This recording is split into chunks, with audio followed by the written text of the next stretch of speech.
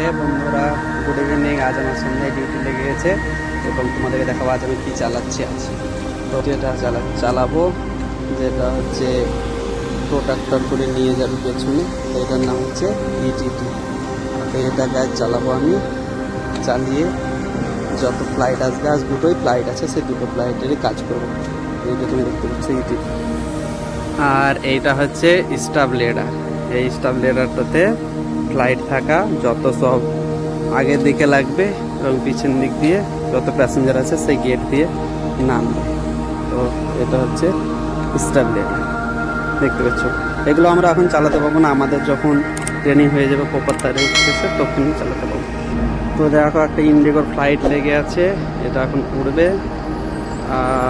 আর একটা ফ্লাইট আছে যেটা টেক আপ করার জন্য রেডি হচ্ছে, রানওয়েতে যাবে। তো কোনো ফ্লাইট বোধহয় ল্যান্ড করছে, তার জন্য ওয়েট করছে।